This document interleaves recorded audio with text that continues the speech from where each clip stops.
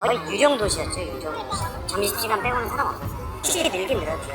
작년 10월 달부터 겨울부터 약간 늘어나기 시작하면서 거리가 좀 살아난 거.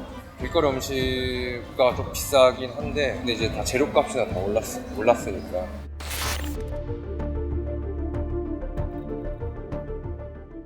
삼 년 넘게 인파가 없던 명동거리가 활기를 되찾기 시작했습니다. 평일 오후 3시인데도 관광객들로 북적입니다. 지난해와는 비교할 수 없을 정도로 사람이 많아졌는데요. 딱 1년 전인 지난해 이맘때쯤 저희가 같은 시간대 명동거리를 촬영한 영상과 직접 비교해봤습니다. 확연히 달라진 걸 확인할 수 있는데요. 지난달 명동을 찾은 외국인 관광객만 하루 평균 15,600여 명으로 1년 만에 3배를 훌쩍 넘었습니다. 화장품 가게도 관광객들로 붐볐고 오후 3시를 넘어서자 식료품 노점상 수레들이 자리를 잡으면서 길거리 음식 판매점에도 길게 줄이 이어져 있습니다. 특히 동남아와 일본 관광객이 크게 늘어났는데요. 다만 국내 외국인 소비에 큰 비중을 차지하는 중국인 관광객들은 여전히 적습니다. 지난 2월 국내 입국 중국인 관광객은 5만 5천 명으로 코로나19 이전인 2019년 2월 대비 10% 수준에 불과합니다. 일본인 관광객 숫자가 80% 수준으로 회복한 것에 비해 저조하지만 점차 늘어날 것이라는 기대감이 돌고 있습니다. I think like Gangnam is more popular for its surgery things.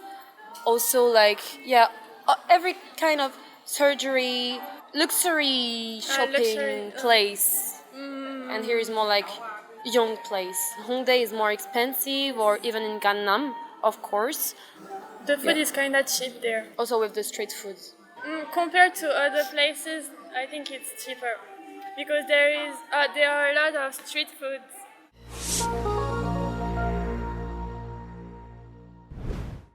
명동은 서울의 대표 상권이자 외국인 관광객이 가장 많이 찾는 장소인데요. 하지만 2020년 코로나 사태 이후 유동인구와 해외 관광객이 급감하며 관광특구라는 명칭이 무색하게 폐업 또는 영업을 중단하는 점포가 늘었습니다.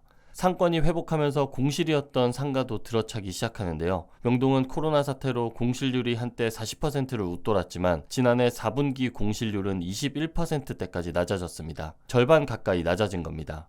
올해 1분기 공실률은 현장에서 10%대로 예측하고 있는데요. 명동 일대에는 개업을 앞두고 인테리어 공사가 진행 중인 점포를 찾을 수 있습니다. 골목에 있는 한 상가는 월 임대료가 코로나가 한창일 때보다 200만 원가량 높은 금액인 800만 원대의 거래가 이뤄지기도 했습니다. 명동 일대 한 공인중개사는 3월부터 임대 문의도 지속적으로 오고 있고 임대료도 조만간 코로나 전의 80%에서 90% 수준까지 회복할 것으로 전망했습니다. 거의 유령도시였죠, 유령도시. 점심시간 빼고는 사람 없었어요. 확실히 늘긴 늘었죠. 외국인들도 주말엔 많이 나오시고.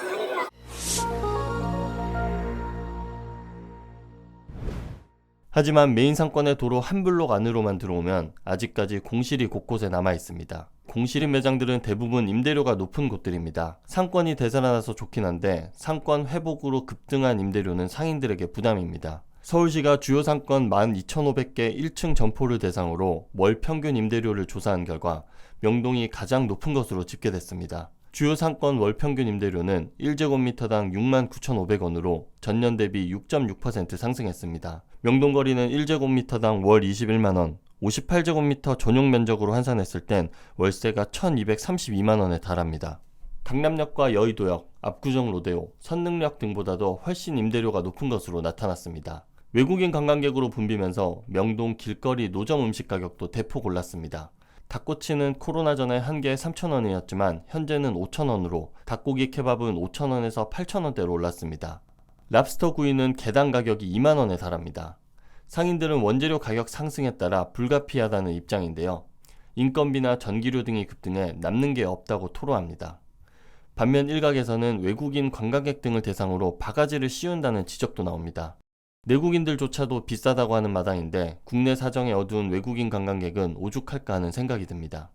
작년 10월 달부터 겨울부터 약간 늘어나기 시작하면서 지금 거리가 좀 살아난 거. 저도 명동이 죽은 줄 알았는데 외국 손님들이 계속 방문해 주시고 하다가 한국 분들도 명동에 이제 죽었다고 생각하시는데 막상 사람 많네 하면서 많이 늘어나고 있어요. 길거리 음식가 좀 비싸긴 한데 근데 이제 다 재료값이나 다 올랐으니까 비싸긴 좀 비싸긴 하거든요. 명동을 찾은 이들은 길거리 음식 가격을 두고 백화점 뺨치는 수준이라고 전했는데요.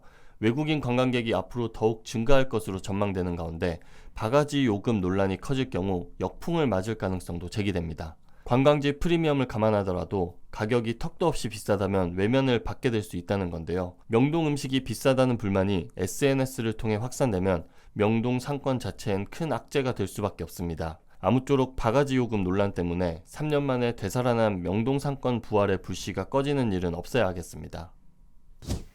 방금 본 영상이 도움이 되셨다면 구독을 누르시고 더 많은 부동산 정보와 함께 하시길 바라겠습니다.